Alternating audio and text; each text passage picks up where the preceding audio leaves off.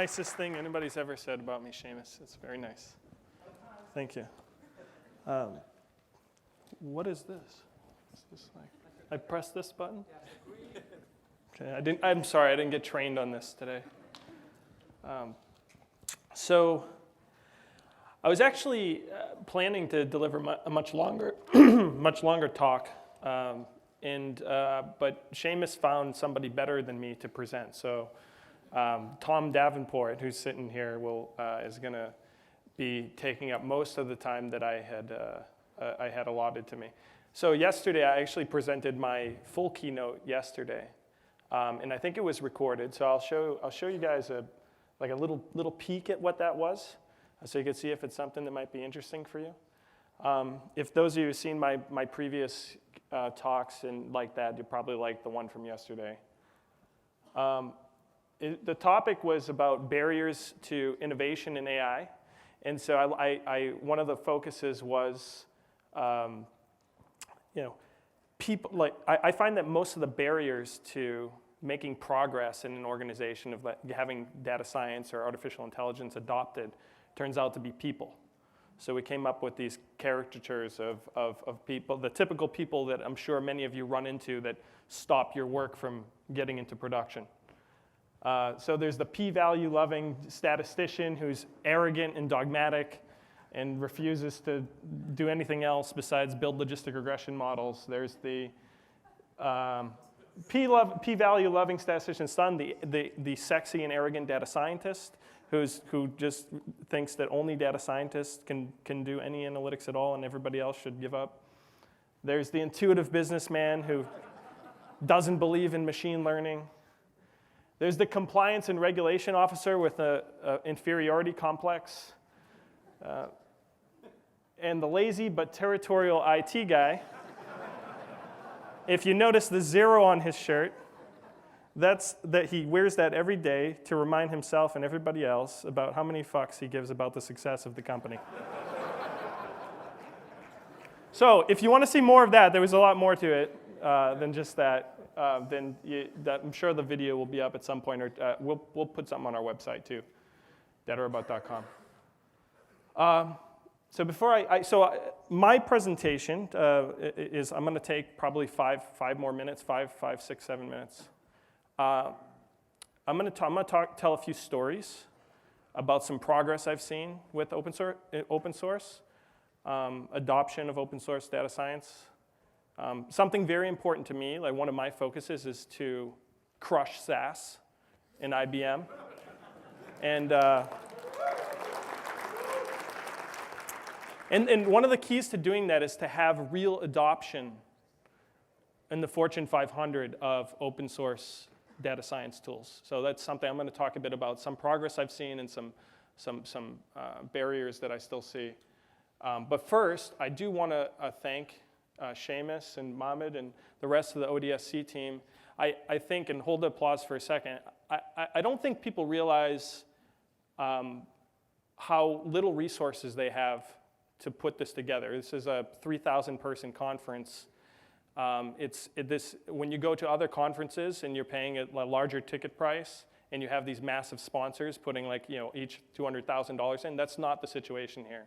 This is a shoestring budget, and they somehow make it come together every time, and it's a good time for everybody. So I just, as you're going through this today, if there's a room that's double booked or something, or just appreciate that they're really doing an excellent job with not a lot of resources to try to make a great conference. So thank you, Seamus. Thank you, Mohammed. Thank you, ODSC. And Seamus made me promise to not put him in presentations anymore and Photoshop him, but this picture looks like he's about to take a bite of something. So I'm sorry, Seamus, I couldn't resist. I also want to thank Brittany Vogel, who's also helps. She works for DataRobot in our events team and runs our events team.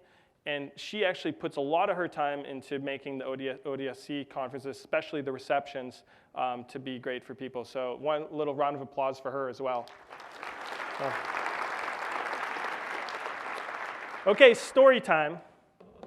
This is the first time I've had notes ever, but I made a couple notes for myself, so excuse me. Okay, the first story is about, I went to an innovation conference, and this story is an example of progress in the adoption of open source data science.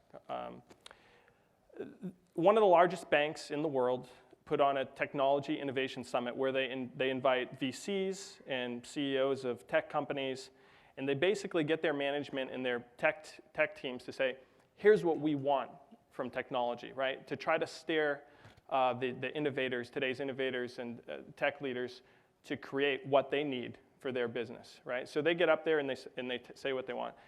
And the top 3 things that they wanted were, and the first thing listed was open source, right? That was the first thing listed. Open source, machine learning, and predictive modeling. I don't know why they have machine learning and predictive modeling.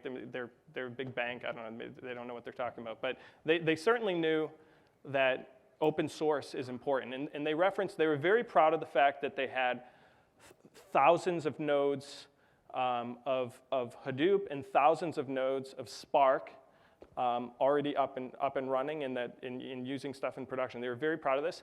And they viewed that as like kind of the fundamental layers. And they really wanted the rest of the stack to be using open source tools as well. So it was really, really encouraging to see that.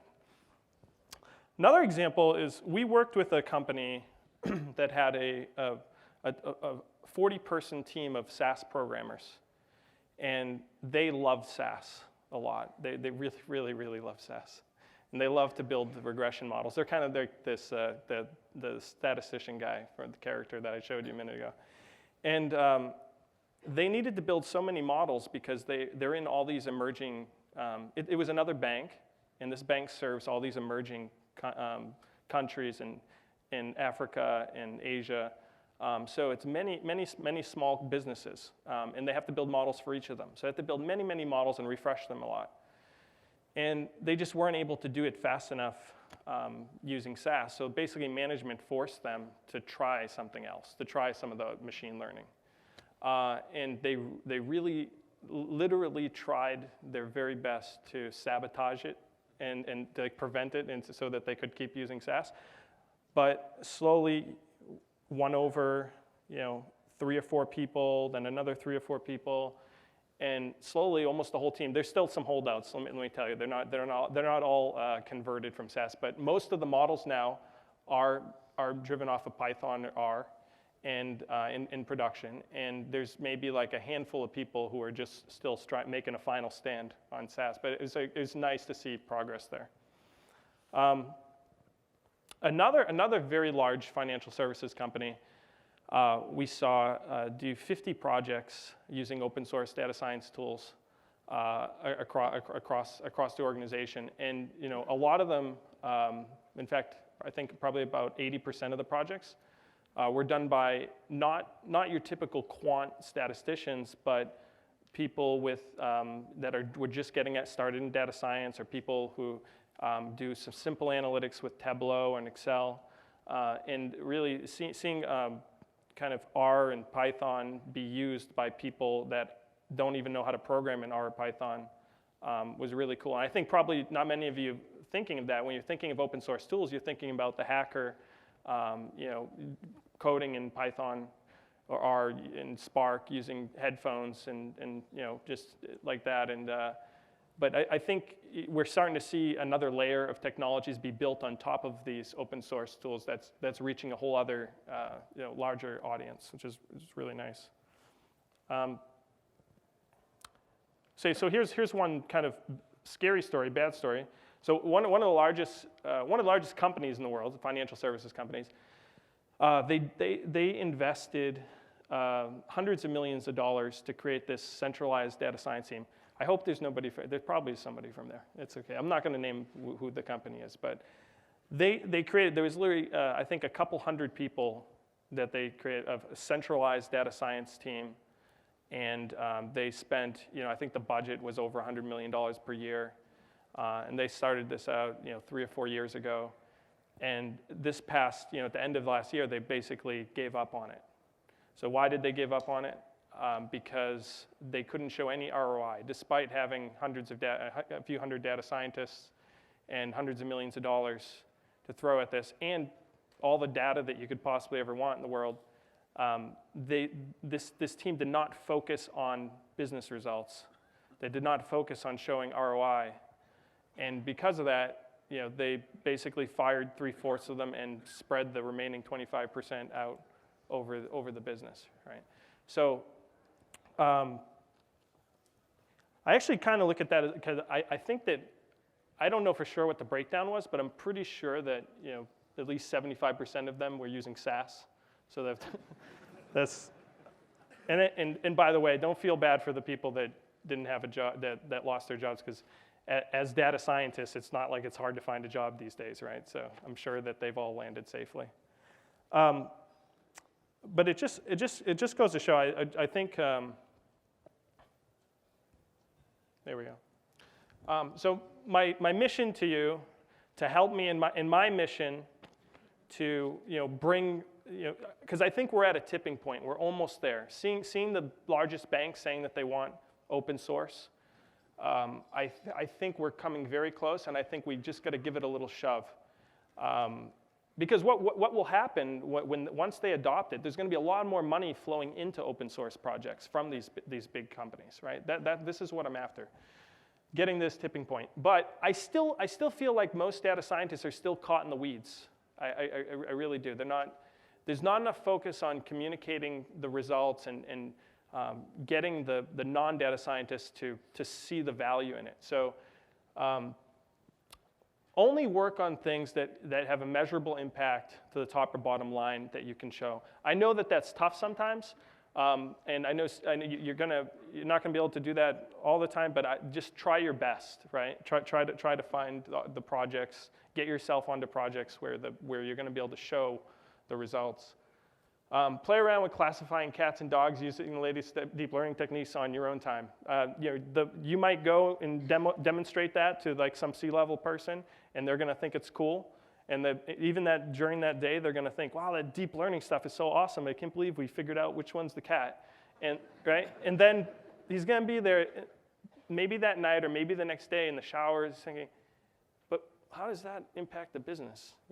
And so I think just don't do anything to make them think that you're the propeller head with the, you're just the quant that has no idea about the real world. Let's try to shake that. And the third one, find a C-level person in the company and just target them, get them go to lunch, do something, be friends with them, date their daughter, I don't know, do something, get in their family. And convince them that data science is valuable, because here's why. The most amazing thing that I've seen over the last 2 years is when a C-level person inside of one of these large financial institutions started to believe in this stuff, like the very person at the very top of the place. And he literally got on stage in front of his company and showed, hey, look at these projects that we're doing. Here's the ROI. And what are you doing? And what are you doing? He literally shamed them all. Shamed the ones who were not doing stuff. He literally shamed them. And after that, everybody wanted to do data science. Everybody wanted to attend classes and learn. And so if you find somebody who's influential and you convince them, one thing's for sure inside these big companies, people fall in line. Like if the boss says, we're going to do data science, and we're going to do data science. And he can remove all those barriers. So that's my mission for you guys.